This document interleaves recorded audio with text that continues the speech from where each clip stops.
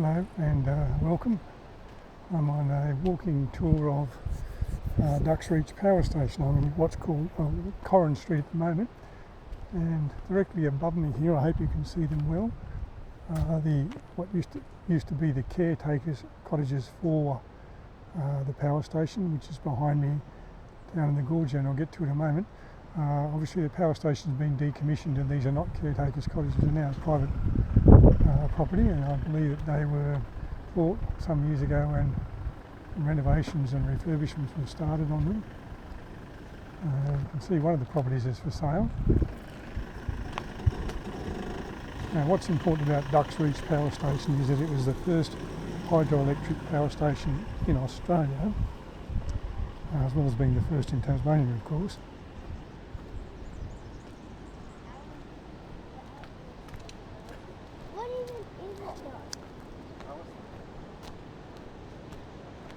And what you can see here,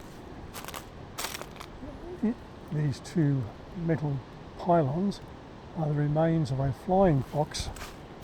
It's explained here, that was used to transport men and equipment across the gorge, which is below here, to the power station, which is down there. Before this suspension bridge was built, the only way to get across was by the flying fox.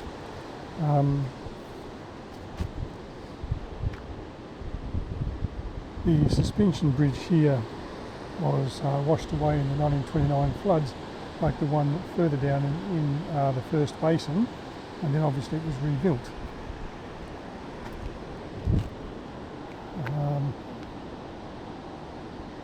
1892, Launceston was the first city in Australia, one of the first in the world to have public hydroelectric supply. It earned the enviable reputation as being the best lighted city in Australasia.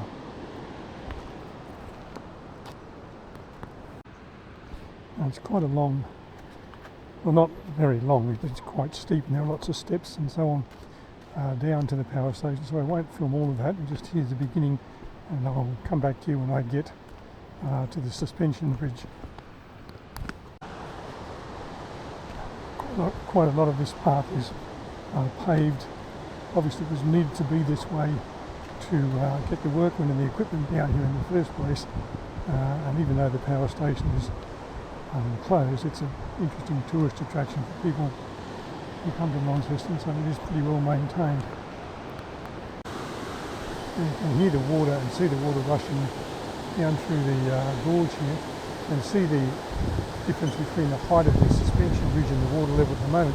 You've got to imagine what the water level would have been like in 1929 when there was huge floods to wash away this bridge.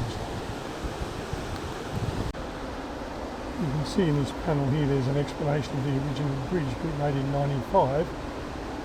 And in 1896 the bridge was washed away in 1929. It was rebuilt in the 1930s and then again washed away in floods in 1969.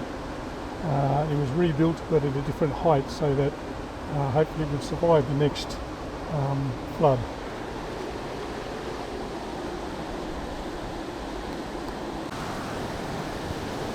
Today you're lucky to be able to see kayakers have come down the South Esk River from up in that direction where they've come from, obviously. That would be below Trevallyn Dam, so the water's come over Trevallyn Dam, it's come down the South Esk River here. These kayakers have come down here. I'm not sure if they're going to go under the bridge and then further. It looks like the person here in the yellow is certainly planning to do that. Then the river flows down through here. We go past the central lookout, which is about 20 minutes walk down there, and then into the First Basin, and then down through the under the road towards King, and then under King's Bridge to join the Tamar.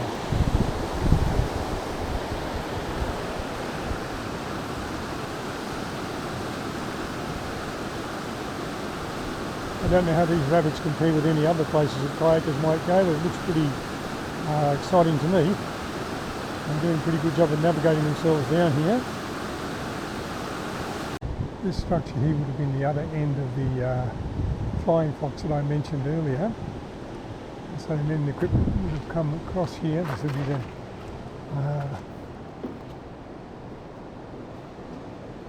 equipment that drove that and brought the men and equipment here to work on the power station. There's an interpretive panel here that tells you a lot more about it, and obviously you won't have time to read it all. Flying Fox operated in 1895, carried 1.5 tonnes. This power station expanded in 1903. It was necessary to increase its capacity to 4 tonne.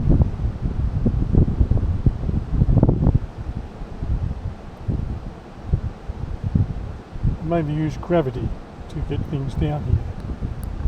This is a panel telling about the flood damage in 1929. These pipes here are what are called the penstock, which brings the water into the power station. It doesn't come from the river and pumped in, it's brought from further upstream into the power station. But the power station was built in 1895 above what was then the known highest level of the river, but in 1929 it was destroyed. Not only did it destroy the bridge but the power station itself, and it washed away more than 2,000 homes and buildings in Launceston itself, which is down to my right.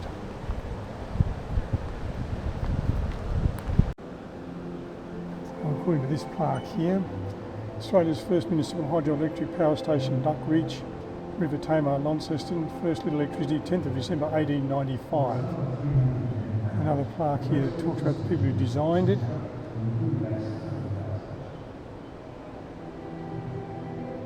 And a whole bunch of interpretive panels along here that tell you how the power station worked.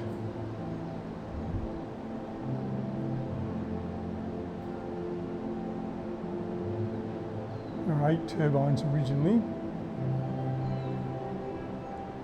The final level of Duck Ridge power station was transmitting the electricity generated at the station into the city. 2 men lost their lives during the construction of the Duck Ridge power station. 1 man was killed while working on a tramway. 3 months later, another man working in a tunnel was killed when in a rockfall. There was some who believed electricity to be a dangerous technology. Photos of the floods of South Esk in 1929.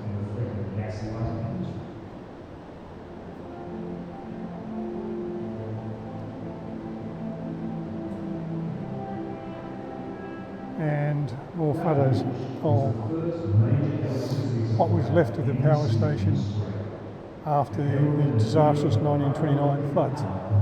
So the water, I assume, came in through these pipes here and drove the turbines, and you'll notice here it says discharge to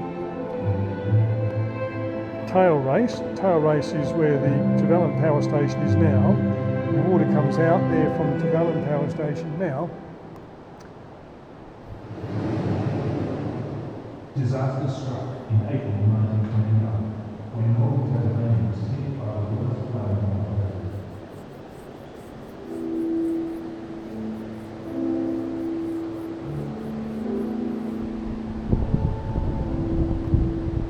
You can see the power station here and the penstock, the large pipes that are behind it, they're called the penstock. I don't know why they have that name, they just do.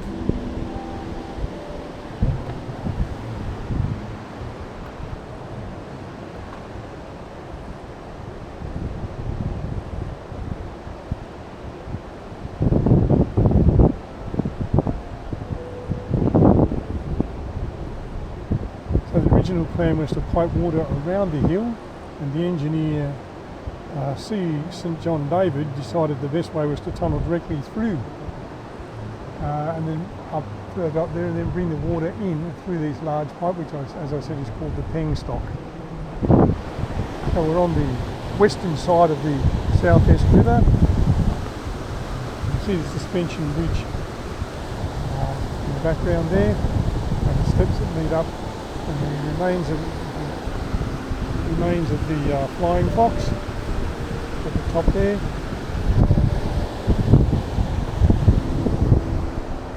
Well, thank you for watching. I hope you've enjoyed my very brief tour of the Duck Reach power station. There was talk at one stage of recommissioning it and reopening it, but I think that's all gone by the wayside in terms of it being more costly to do this, to make it now up to modern standards, and more costly than it would be to build a new power station. The turbines after the 1929 flood. As I said, thank you for watching. I hope you've enjoyed my very brief tour. I should say to you, these steps here, the ones you can see above, they're a very long, very steep walk up to the western side of the gorge into Trevallyn State Recreation Area. It's quite an arduous walk, it's not for the faint-hearted. And you'd be advised actually to come from the other side and walk down these steps and then go back the way I'm coming rather than go up those steps. It's quite a difficult walk. Well, thank you again for watching. I hope you've enjoyed it. Leave any comments in the comment section when it's uploaded, and if I'm able to help with any inquiry I will do so.